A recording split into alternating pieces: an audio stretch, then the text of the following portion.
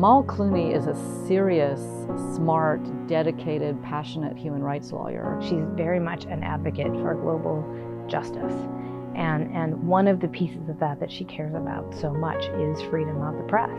I think it's increasingly true that press freedom knows no borders. So even if you're focusing on the First Amendment in the United States, you have to care a lot about press freedom around the world. You need lawyers like Amal who understand the legal system, not just of individual countries, but what is available globally. The last few years, I have seen a noticeable uptick in threats against our journalists. I have never seen journalists under threat, under attack, as much as we are today. I think it's very important now to have someone with Amal Clooney's credibility to be out there saying, this is a really important issue that the world needs to be paying attention to. And the case of Kyaw and Chasu is sort of the epitome of that. It meant an enormous amount to us at Reuters and to Kyaw and Chasu when Amal Clooney agreed to take this case. And it was really clear to me, just from the nature of her questions, that she knew a lot about litigating in an international forum that I did not know.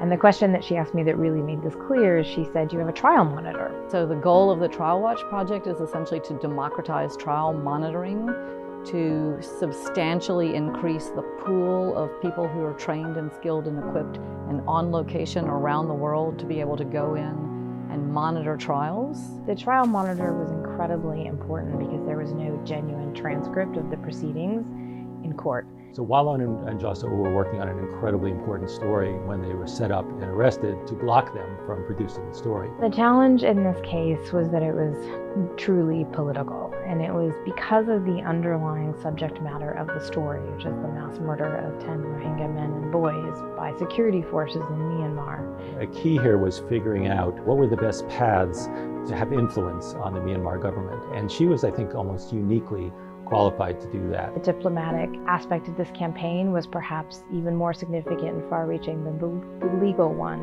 And watching her in meetings with various people, being a part of that, was inspiring. And ultimately, the story was the centerpiece of a package that won the Pulitzer Prize. The only weapon journalists have is to shine the light. I have a little flashlight. Amal has Klee lights. Her underlying belief and fervent support of journalism is just, it's absolute. I think if I were a journalist, I would feel better knowing that someone like Amal Clooney was out there fighting for my cause than if she weren't.